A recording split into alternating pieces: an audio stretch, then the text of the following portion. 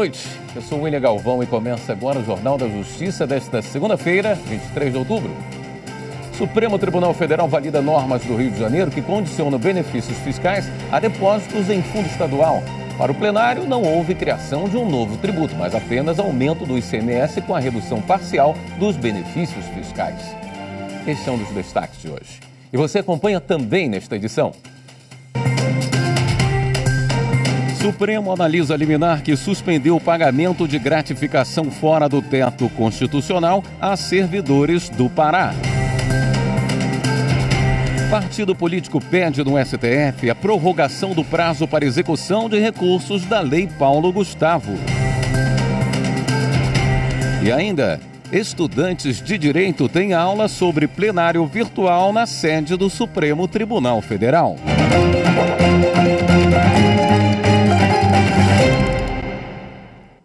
Por maioria de votos, o plenário do Supremo Tribunal Federal validou normas do Rio de Janeiro que condicionam o aproveitamento de incentivos fiscais relativos ao Imposto sobre Circulação de Mercadorias e Serviços, o ICMS, a depósitos em favor do Fundo de Equilíbrio Fiscal.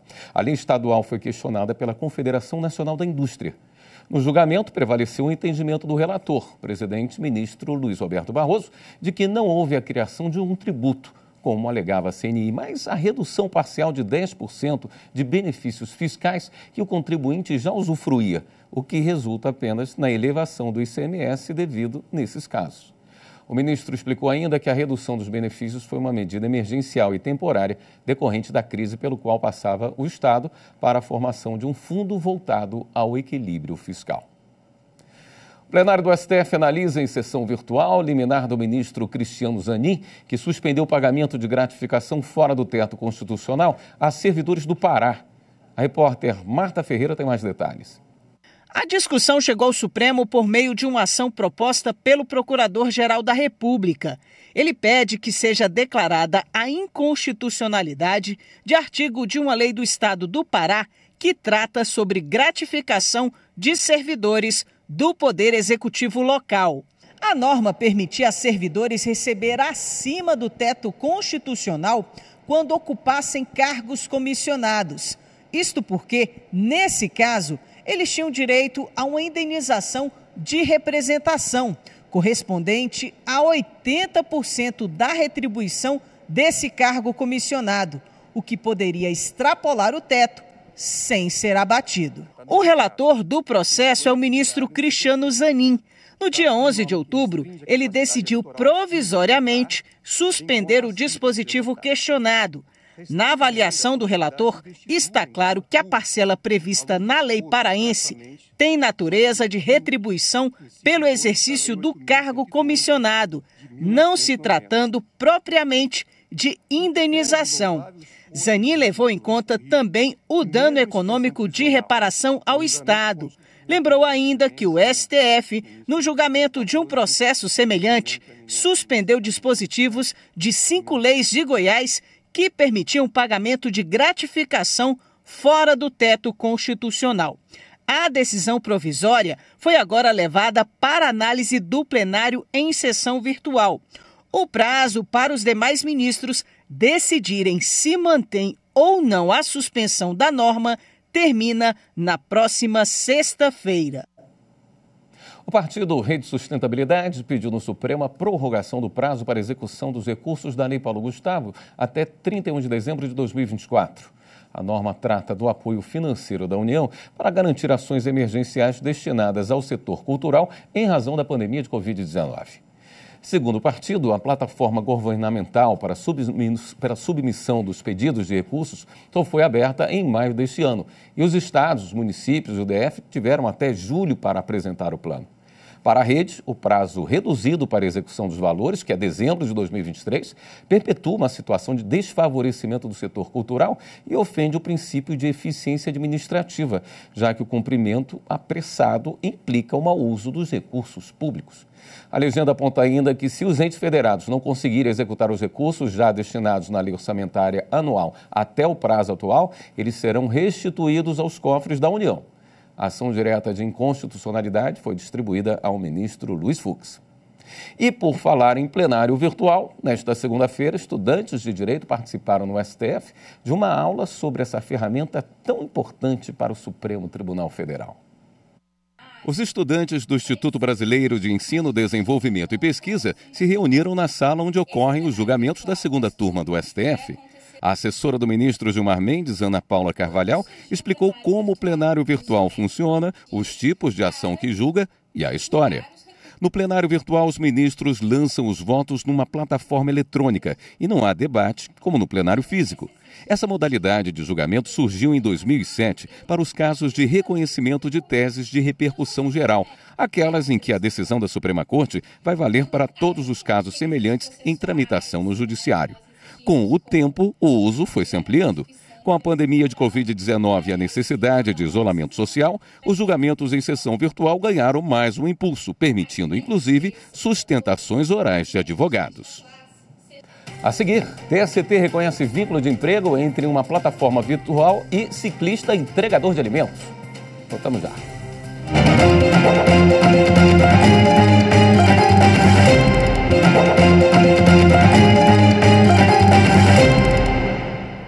A segunda turma do Tribunal Superior do Trabalho reconheceu o vínculo de emprego entre uma plataforma virtual e um ciclista entregador de alimentos. Repórter Michele Chiapa. O uso de aplicativos de delivery cresce a cada dia no país, seja no almoço, no lanche ou no jantar. Quem trabalha com esse tipo de entrega está sempre atento às plataformas. Um ciclista cadastrado na Uber Eats da cidade de São José dos Pinhais, no Paraná, afirmou na Justiça do Trabalho que prestou serviços para a plataforma por 3 meses sem registro na carteira de trabalho até ser descredenciado. Na tentativa de obter reconhecimento de vínculo de emprego, o rapaz apresentou capturas de tela com os registros das corridas, horários e valores recebidos via plataforma digital. Segundo o entregador, quando ele desativava o aplicativo, era penalizado pela Uber, que diminuía a demanda de serviços. Assim, ele acabou sendo descredenciado da plataforma. O Tribunal Regional do Trabalho da 9ª Região no Paraná manteve a sentença que negou o reconhecimento de vínculo de emprego. O TRT considerou o depoimento de uma testemunha que diz que o entregador tinha liberdade para estabelecer o horário de trabalho, além de poder escolher aceitar ou não as entregas, sem sofrer penalidade. Para o regional, a relação era de parceria e não de subordinação. Da decisão, o entregador recorreu ao Tribunal Superior do Trabalho. A relatora na segunda turma do TST foi a desembargadora convocada Margarete Rodrigues Costa. Ela destacou que as plataformas dirigem e controlam a prestação de serviços por meio de algoritmos e de inteligência artificial. Para a magistrada, esse modelo de gestão do trabalho gerou uma nova espécie de exercício de subordinação jurídica. Isso porque as empresas têm a prerrogativa de descadastrar o trabalhador caso ele não atenda às condições exigidas. Além disso, podem decidir pela manutenção ou não do entregador, o que evidencia o poder diretivo. A empresa, de forma totalmente discricionária, decidia sobre a oferta de trabalho, o rendimento, até pela manutenção ou não do reclamante na plataforma. O que é isso, senão o poder diretivo? Salientes que o direito do trabalho e seus princípios protetores devem abranger os entregadores de aplicativos, visto que nada há de incongruente entre os seus pressupostos e o modelo de negócios das empresas, que prestam serviços que controlam trabalhadores apenas por meio de plataformas digitais, cabendo ao Poder Judiciário a constante releitura das normas trabalhistas em face desses novos arranjos produtivos, mas sempre em compasso com o horizonte constitucional, que invoca dignidade humana, trabalho protegido por um sistema público de proteção social. Por unanimidade, o colegiado reconheceu o vínculo de emprego entre o ciclista entregador e a Uber. Com a decisão, o processo deve retornar à vara do trabalho de origem, para que os pedidos do trabalhador sejam julgados. A empresa entrou com embargos ainda não julgados. E o TST assinou um termo de cooperação com o Ministério Público do Trabalho. As informações com o repórter Rafael Oliveira. O termo visa o aperfeiçoamento das atividades voltadas à autocomposição de conflitos com a participação do Ministério Público do Trabalho nas audiências pré-processuais de conciliação realizadas pelo TST. O vice-presidente do tribunal e coordenador da Comissão Nacional de Promoção à Conciliação da Justiça do Trabalho, ministro Aloísio Corrêa da Veiga, destacou que o acordo amplia a cooperação jurídica entre os dois órgãos. Todas as ações em que eles tiverem interesse, inclusive com relação às ações civis públicas, as ações em que é necessária a participação do Ministério Público, a presença deles no sentido de nós conseguirmos o ideal de justiça, que é naturalmente a solução dessa melhor forma dos processos que nos são submetidos. O Procurador-Geral do Trabalho, José de Lima Ramos Pereira, afirmou que a medida vai beneficiar toda a sociedade. Nós vamos permitir que o processo ele não dê mais, seja mais prolongado, congestione menos o Tribunal Superior do Trabalho e dê às partes a oportunidade que elas tanto buscam, que é fazer solução daquilo que elas levam à Justiça do Trabalho. Então, na prática, vai ser, sim, cortar fases, diminuir fases e fazer com que o processo tenha uma duração razoável, como prevê a Constituição Federal. Desde fevereiro, quando foi criado o Centro Judiciário de Métodos Consensuais de Solução de Conflitos do TST, realizou mais de 1.000 audiências de conciliação. Apenas os acordos de cooperação técnica assinados com a montadora Volkswagen envolveu mais de 50 milhões de reais. Outras 7.000 ações trabalhistas foram extintas após a assinatura de acordo semelhante com a Advocacia Geral da União. As partes resolverem o conflito com a mediação da autoridade judiciária. E isso tem revelado que é uma das formas, na atualidade, de solução do conflito com tempestividade, acima de tudo, e, além disso, com o acolhimento daqueles que estão com conflito de interesses, que precisam de uma solução. A sexta turma do Superior Tribunal de Justiça decidiu que a adoção de uma postura mais incisiva por parte do juiz-presidente do Tribunal do Júri nos interrogatórios não configura hipótese de suspeição. Quem explica essa decisão é o repórter Rafael Porfírio. Com esse entendimento, o colegiado da sexta turma não aceitou o pedido da defesa para anular uma sessão do júri que condenou um réu por homicídio qualificado e aborto provocado por terceiro.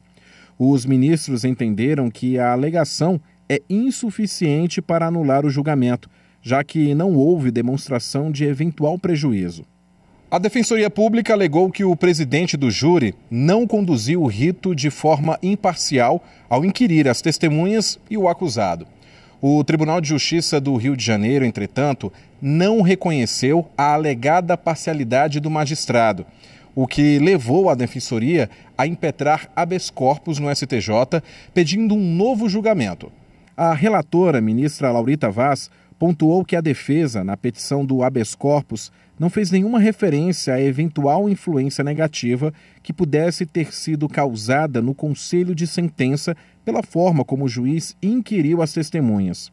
Segundo Laurita Vaz, não é possível considerar que tão somente uma postura mais firme do magistrado seja capaz de influenciar a opinião dos jurados, quando a própria Constituição Federal pressupôs a sua plena capacidade de discernimento ao Tribunal do Júri.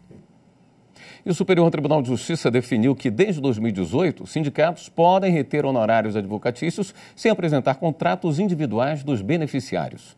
Repórter Samanta Peçanha. A primeira sessão do STJ fixou teses a respeito da necessidade de autorização dos beneficiários para que o sindicato, como substituto processual, possa reter os honorários advocatícios contratuais no cumprimento individual de sentença coletiva.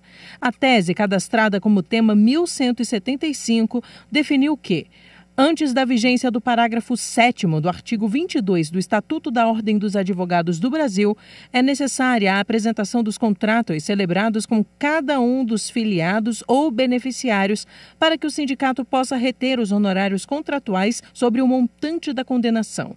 Também foi estabelecido que, após a vigência do supracitado dispositivo, para que o sindicato possa reter os honorários contratuais sobre o montante da condenação, embora seja dispensada a formalidade necessidade de apresentação dos contratos individuais e específicos para cada substituído, mantém-se necessária a autorização expressa dos filiados ou beneficiários que optarem por aderir às obrigações do contrato originário. O relator, ministro Gurgel de Faria, lembrou que, apesar das conclusões adotadas no tema 823 do Supremo Tribunal Federal, que fala sobre a legitimidade extraordinária ampla dos sindicatos, as obrigações decorrentes de contrato firmado entre a entidade de classe e o escritório de advocacia não poderiam ser oponíveis aos substituídos, já que estes não teriam participado da celebração deste e não teriam indicado concordar com as disposições. Porém, para o ministro, a inclusão do parágrafo 7º do artigo 22 do Estatuto da OAB em 5 de outubro de 2018 teria dispensado a necessidade de que seja instrumentalizado um contrato individual e específico para cada substituído, sendo facultada a adesão coletiva aos termos do negócio jurídico principal.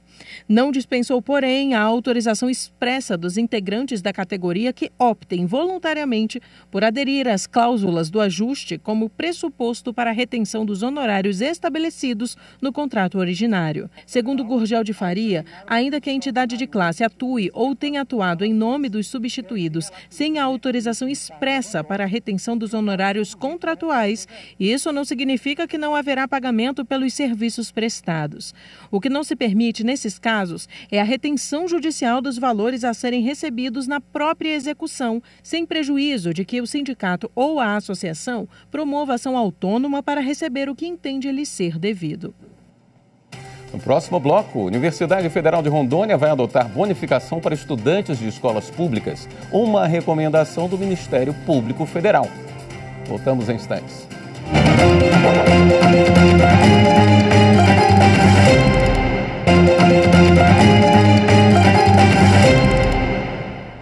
Após recomendação do Ministério Público Federal, a Universidade Federal de Rondônia vai adotar a bonificação para estudantes de escolas públicas do Estado.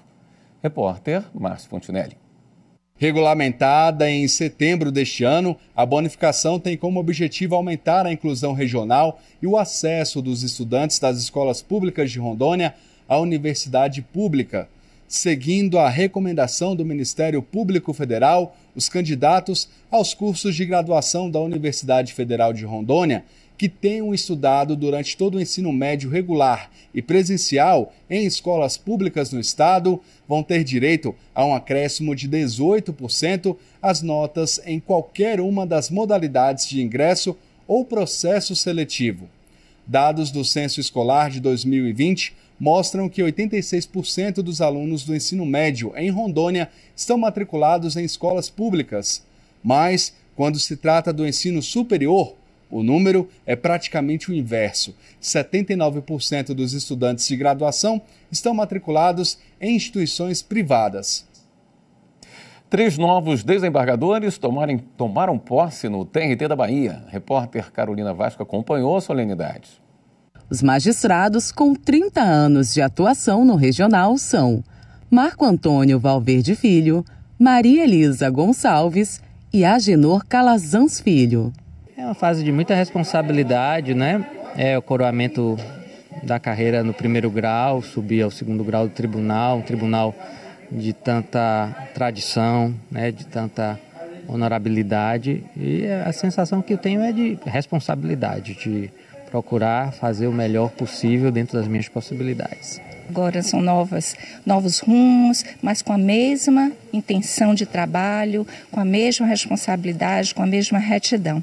É assim que eu sinto. Agora coloco nisso também a minha Maria, a Maria de simplicidade, porque eu acho que na vida a coisa melhor que tem é a simplicidade. Então é esse o meu jeito de ser. Uma missão compartilhada.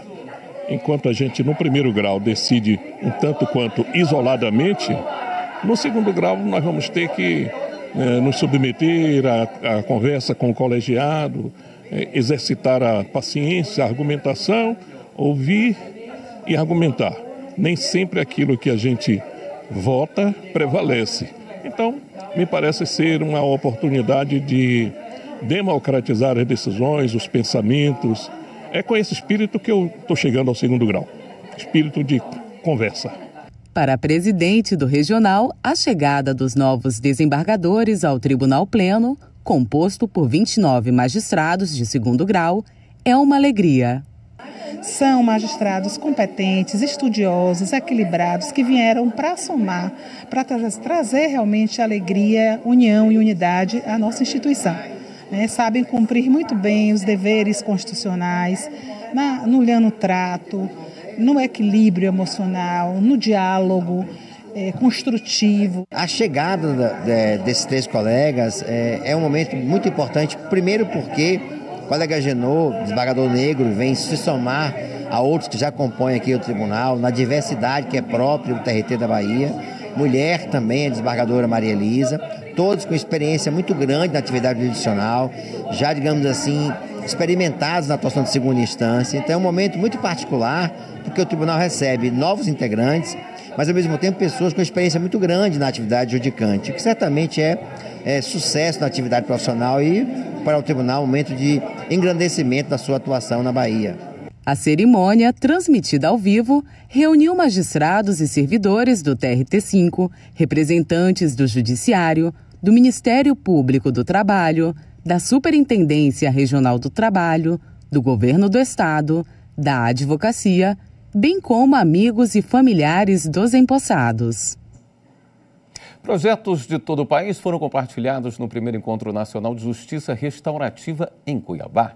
Confira na reportagem de Laura Meirelles. Boas práticas executadas em todo o país foram apresentadas aos participantes do primeiro Encontro Nacional de Justiça Restaurativa, realizado pelo Tribunal de Justiça de Mato Grosso, em Cuiabá. Ao todo, 8 projetos em formato de pitch foram partilhados durante os 2 dias de evento. Em Goiás, por exemplo, círculos de construção de paz são aplicados com recuperandos. Nós pudemos apresentar nosso projeto de execução, da Justiça Restaurativa na execução penal do Estado de Goiás, e ainda pudemos aprender com práticas aqui no Estado do Mato Grosso, também em outros tribunais, em Rondônia, no Rio de Janeiro, práticas não só na execução penal, como estamos fazendo lá em Goiás, mas também na área da educação, na área da infância. Isso só agrega, acho que a gente espera ter contribuído com a nossa experiência de lá e, sem dúvida, aprendemos muito com a experiência que vem sendo realizada aqui no Mato Grosso e em outros estados. Foi muito proveitoso. O projeto Vozes da Floresta é realizado com a população ribeirinha de Rondônia. O objetivo é oportunizar o acesso à justiça. Isso é feito por um barco da Justiça Itinerante, onde toda a estrutura, toda a justiça, todos os órgãos de justiça vão até a localidade ribeirinha, e atende desde a termação até a decisão judicial nessas demandas daquela população.